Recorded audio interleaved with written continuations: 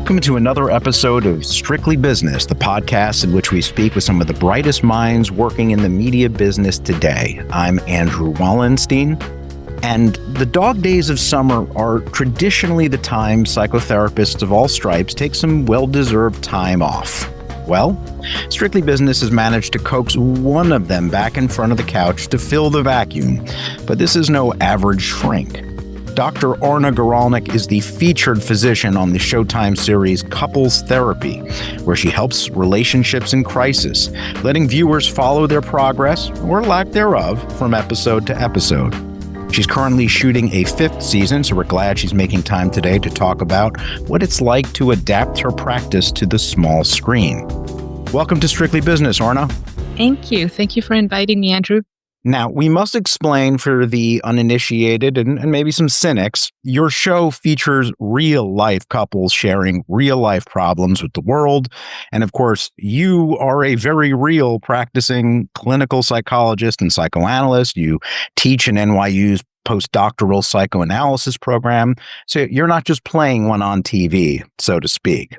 I'm not playing one at all. I'm myself. Okay. But it begs a question. What is a nice, preeminently qualified therapist like you doing on a medium like this? What motivates you to open up what is a very private process typically? Well, first of all, I join in the question because I ask myself that question still. But it happened kind of gradually. It was not at all my plan. I mean, most people who choose to be psychoanalysts, including myself, are generally very private people. We're usually in a profession that privacy is like the number one frame or rule of the game. Right. And we like to sit behind our patients and not even look at them face to face. So we're typically very private people. But I have become gradually somewhat more public being an academic. So I teach and I write not only for academics, I write kind of beyond the scope of psychoanalysts. So I've already had somewhat of a public reach before. And that's probably what got the makers of the show got to me somehow. They reached out to me, and first I thought I would consult to them just to make sure kind of they're keeping in, like, doing a good job in representing my profession. Sure. But we really hit it off, and they convinced me to actually try and do it myself, which was a total strange idea to me, to try to do something so private on camera. And none of us knew it was going to work. We didn't know that it would function on camera. We didn't know that the work could be done on camera. It was all like one big experiment. So what made you, give this a whirl? Many things. First of all, I guess just kind of an adventurous spirit, something about the adventure of it. And I really liked the filmmakers. They're just incredible people. And they felt like I could do something with these people. It would be good. It would be of high quality. It would be ethical. It would be a real project. It wouldn't be some kind of fake representation. But I also feel in certain ways compelled to represent the profession well. And I think the world kind of needs a lot more psychological and psychoanalytic thinking nowadays. I think that's one of the reasons the show became so successful. It just hit a spot that is desperately needed, which is like deeper, slower thought into like the underlying motivations. So, I mean, I couldn't agree more in terms of that public need. But, I've also wondered, are you on a mission of sorts, maybe even to sort of preserve the world of psychoanalysis, which, is often described, and please dispute my characterization if you take issue with it, as something of a dying art, approaching obsolescence. Am I off base there? I have two things to say about that. Honestly, I'm not doing the show to promote psychoanalysis or to promote psychotherapy. I don't I don't, I mean, there are not enough therapists out there in the world. And there's obviously a great need, but I'm not there to promote therapy. I'm there mostly to promote psychological thinking. See, Um, I want people to come out of the show thinking about themselves in a deeper way, thinking about fellow humans in a deeper way, thinking psychologically, not, oh, how do I go and find a therapist right now? Um, hmm so that's my objective. As far as like, since I became a psychoanalyst, which was quite some time ago, there's always been talk about like it's a dying field, it's a dying profession. That is not true. I mean, especially not in New York. sure. There are constantly people looking for therapy. There are not enough therapists around. People want to do real deep work. They start with regular therapy, then they want to go deeper into analysis. It is not a dying profession. And there are other ways that psychoanalysis is relevant in the world, not only by way of therapy. It's a way of thinking, it's a way of analyzing the world. And we need it. I get it. And so you mentioned that you had to be sort of coaxed into trying this out. We should mention the names of the producers, by the way: Elise Steinberg, Josh Kriegman, and forgive me if I'm mispronouncing. Eli DePrey. Yes. Okay, there you go.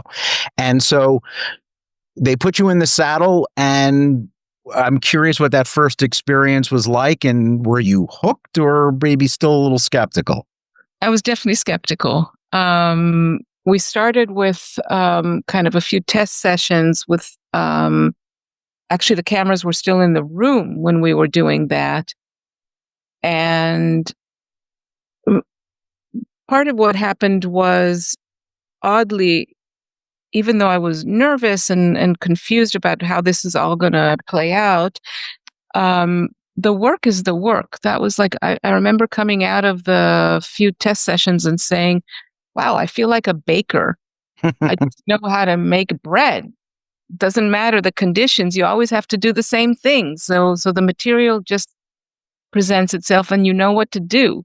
I've been doing it for so many years. So that was like a first surprise. But then even the people I was kind of working with, even though they were nervous and confused and not exactly knowing what's going to happen here, it just, you listen to people and they want to tell you their stories, and then you think together about how to problem solve, and it just happens. It's like, Got it. yeah, it's stronger than the artificial context.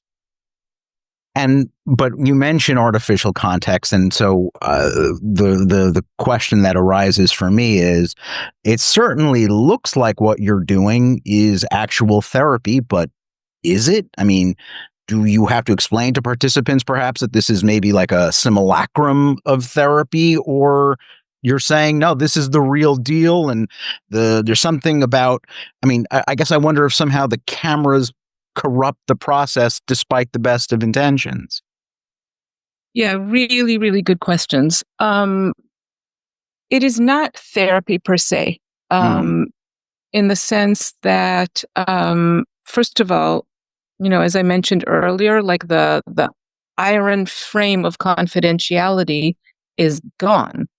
So whoever starts this work knows that this is not private information between them and me. It's potentially going to be broadcast to the world. So in that sense, it's definitely not regular therapy.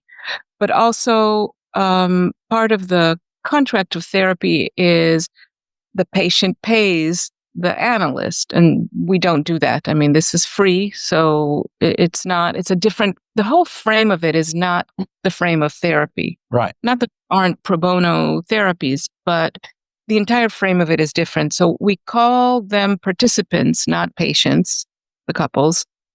And it is in its contract, in its essence, it is a simulacrum, in the sense that certain aspects of the therapy, of original therapy, continue. I think as a therapist, the work we're doing is therapeutic. It's hopefully helpful. But the basic tenets, the basic frame is gone. So it's a simulacrum, but many aspects of the therapeutic process continue and are very powerful. So we're sitting together. I'm thinking analytically and systematically about what they're presenting me with. They're talking about their problems. We're trying to problem solve together. We build a relationship of a certain kind of trust and mutual care, and good things happen. Like people get better with the material they bring. So That's certainly clear to anyone who has watched the past 4 seasons. And I'm actually curious, as you're currently shooting the 5th season, has the process changed? Has your approach evolved? Does it get easier? Because you sounded initially almost as if like you still need a little coaxing to even do this. yeah. I don't know if it gets, I mean, I'm convinced now that what we're doing is an incredibly useful thing for the public, which is kind of an amazing thing to be involved in nowadays. I mean, there's so many things that are going wrong with our world, and to be part of something that is actually helpful for the world and pushes whoever is like watching it, is pushing them towards more compassion and slowness and empathy and goodwill. To be part of that is an incredible experience. And the team I'm working with is just, just the best people on earth. But But it's not easy. It didn't get easier. No, it's hard work. We take our job, we take the mission very seriously. So there's like an enormous amount of like thought and intention and presence that goes into this project by everyone. It's kind of a very intense commitment. Like every season that we shoot, it's like a full on dive into a few months of just full on commitment to the well-being of the people, to like a dignified representation of who they are. It's not easy. It's very satisfying. And it's I think we all feel just incredibly lucky to be part of this, but it's hard work. I do wonder, though, and I can't help but think about the field in which you operate and the fundamentals that many insist on. And so I know you've gotten compliments. I'm Mhm. curious, though, if you've gotten criticism, people who say that, well, once you pull out certain frameworks, this is not something this could cheapen or distort what the actual process is. Yeah. I oddly, I did not get a lot of criticism to my face. I don't Funny how know. that works. Yeah. I don't know what's happening behind closed doors, but what I have heard and what I've read are legitimate questions, really legitimate questions about, you know, big ethical questions like even people who agree to participate and are supposedly benefiting from the show, do they end up regretting it? Do they feel exploited? And those are always big questions that we take super seriously. And I think it would be dishonest to say that there isn't some degree of compromise for at least some of the participants experience privacy. Um, and they may, they consent is like a funny thing. They might feel totally gung ho while they're doing it, but a year later they might feel very differently about it and have regrets or feel like, oh, it would have been very different if I did it now, and that's real. Um, so, my way of thinking about it is that, and I think the participants feel that way, is that the benefit to the public ultimately is Outweighs. worth it. It outweighs this kind of sacrifice. But yeah, there are ethical questions here. I mean, I we're super sensitive when people during the filming, if anyone is feeling uncomfortable about what they're going through, they're always free to like drop out and stop. It's people are always doing it with like a great degree of like um wanting to do it, being grateful for doing it. There's never any kind of pressure on them. So, but it's a complicated issue. How involved are you in choosing which participants participate? I assume the producers have their thoughts, but I'm curious if, producers can say, hey, here's a couple with an interesting dilemma, and you may find, you know what, these people need the real deal and maybe aren't suitable for TV.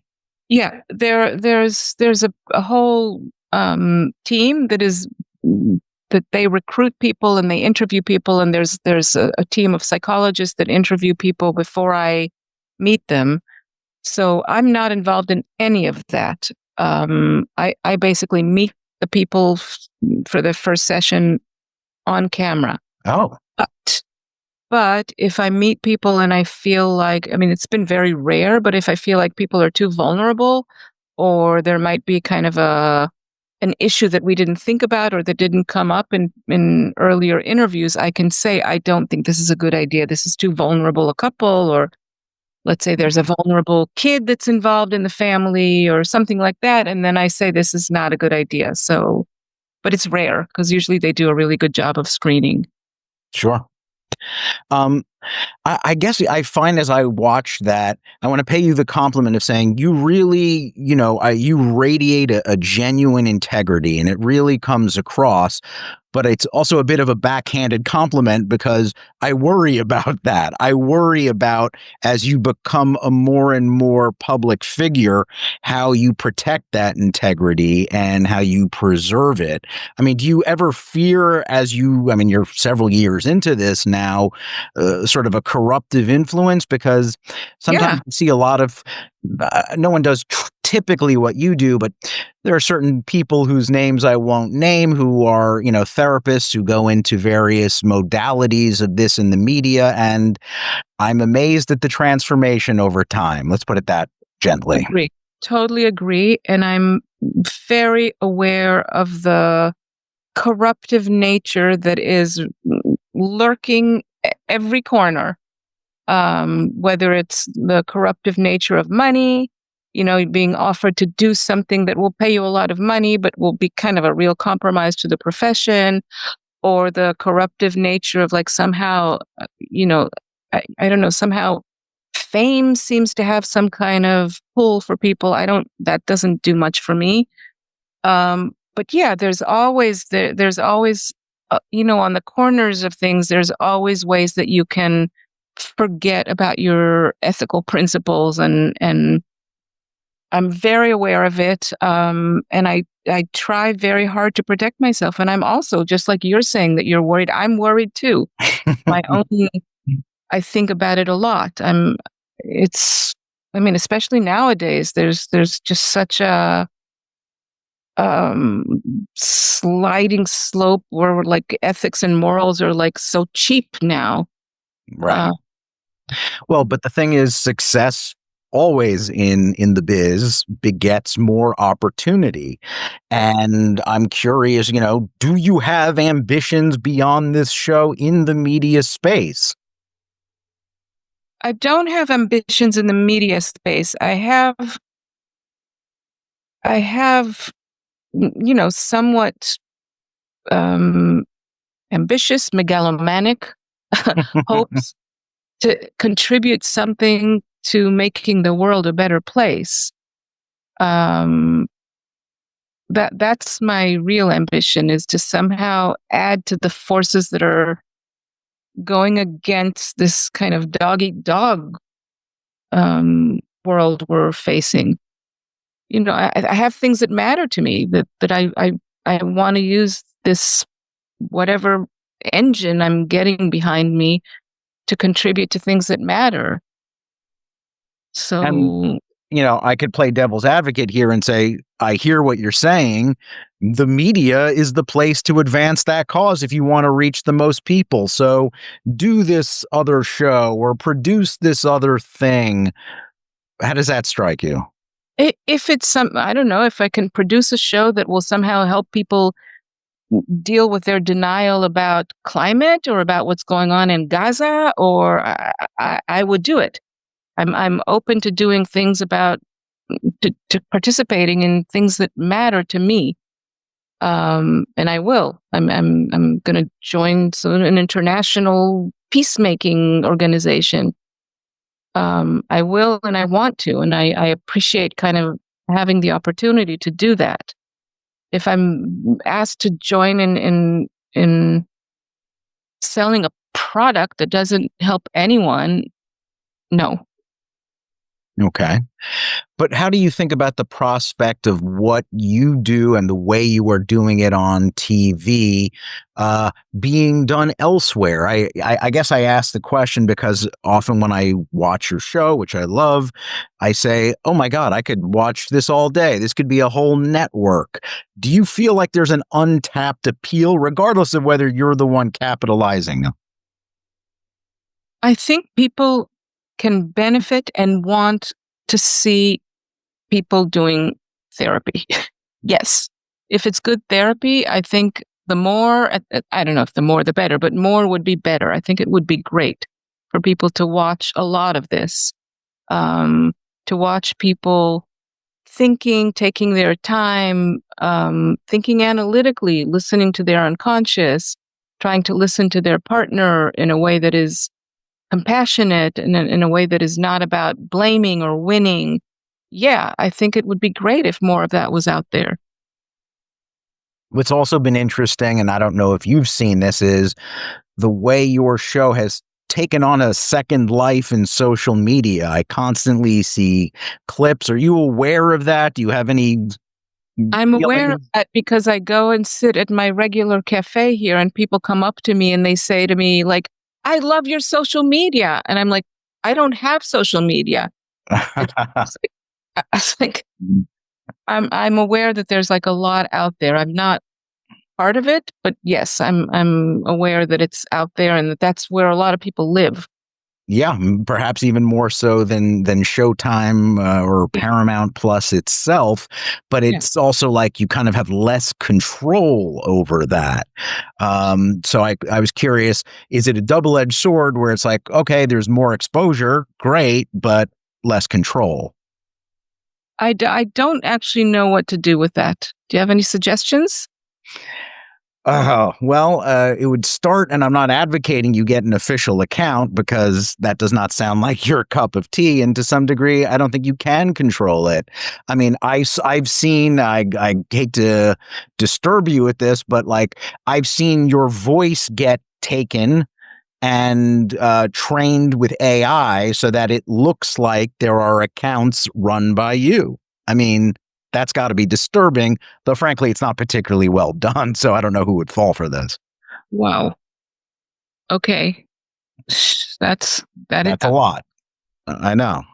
I On don't a know. less dark note, I I don't know if you've seen there. You have imitators, meaning impressionists, Well, who people have sent me funny memes. yes, there's That a I love the humor. I mean, the more humor, the better. Yeah, that's great. I will shout out a gentleman on TikTok named Miguel Luciano who does a flawless and flattering imitation of you. And I was Well, just curious if you had seen it and are you disturbed by that or flattered or I love humor. even if it's at your expense? Totally. What's his name? Okay. Il Luciano? Miguel Luciano. Okay. I want to reward good work by Yeah. publicizing it, and I Yeah. think you will not be disturbed by it. No, I love humor and humor at my expense. Please bring it on. I'm all for that. Well, but it's interesting to hear that. I think, a sense of humor isn't necessarily something you get to show off in a psychotherapy setting. And my guess is, and tell me if I'm wrong, producers have probably pushed like, hey, we want to see more of you outside the office on the show. Open up your private life. Right. You get those pressures. How do you feel about that? Originally, when we started making the show, the directors, Josh and Elise and Eli, they were like, well, why not? And I kept explaining, I remember like I would read them passages from Lacan to explain why it's very important to maintain a certain wall of privacy. It's why it's important for the transference. It's important for the process. It's not and I'm also private, but I also really believe that the show will do better if it's not about my private life, that it's Right. not kind of cheap idolization of the therapist, but it's the emphasis on the process, not on the person. Um, and they realize as we continued making the show, they realize that it's true that people don't need personal information about me. They need a way of thinking. They need the insights. I mean, not the nonsense. Got it. And do you, correct me if I'm wrong, you still maintain an actual real life practice?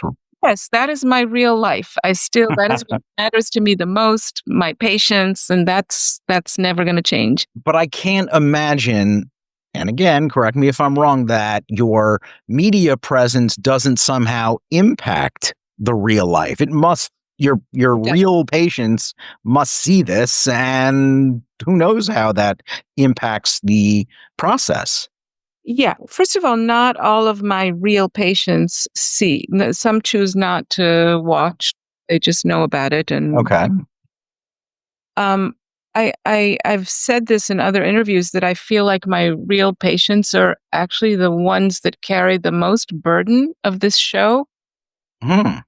because they didn't necessarily ask for it. They didn't start working with me knowing that I'm a public figure, that I'm going to be, and suddenly, their mother can see their therapist on TV. Um, it's not necessarily great, and so I think it's not great for my private practice patients. But that's the price. And I think they realize that I think a lot of people were worried that it's going to become my primary preoccupation, that I'm not going to care anymore about my practice, but it's not true. I love my practice. It's really where my true self lives. Got it. It's okay. So, yeah, I mean, there must be quite a balancing act between academia, the show, the real practice. Who knows? And of course, you have a private life. Um, do you foresee a time where the show, because of all these other demands, has to go? I mean, or you're not even looking ahead at this point? Um, I don't know. Also, with the way the networks are now operating, who knows, like how long this Mhm. is going to go on. It's not up to you necessarily. Definitely not only up to me. But I'm sure at some point, either we will stop making it or somebody else will replace me. I mean, I'm not going to keep doing this forever. I'm not a young person. So there could conceivably be a version of this show that continues with a different therapist. Never thought about that. Yeah, I think that would be interesting. Mm-hmm. Yeah. Certainly. Although I would, I mean, we should mention you're not the only therapist who appears on the show. Your advisor, Virginia Goldner, your colleagues are seen talking about that. And to me, it's almost as surprising, if not more so, that you're on the show in the sense that so many from your typically private field are maybe not opening up their own practices, but opening themselves up. I mean, did that take arm twisting or? Um, I think for some of my friends, I mean, it's a lot of these are friends, colleagues that are in my peer supervision group. These are all people that I have like really strong professional and personal bonds with. And I think early on, people felt a little nervous to participate, but they heard from me that there's something that feels very gratifying about doing this. You really feel like you're doing a public service. Um, and the team we work with make everything feel very natural, and no one's pressuring you to think in any one or other direction. So just feels like an extension of our regular life. Well, So people have just joined happily. that's good to hear. Yeah. Well, I'll bet I'm the very first person to make this joke at the end of an interview with you, but our time is up. Sweet. Thank you, Orna, for your time. Looking forward to the following season. And thanks for joining me on Strictly Business. Thank you, Andrew. Thank you for these awesome questions. Thanks for listening. Be sure to leave us a review at Apple Podcasts or Amazon Music. We love to hear from listeners. Please go to variety.com and sign up for the free weekly Strictly Business newsletter. And don't forget to tune in next week for another episode of Strictly Business.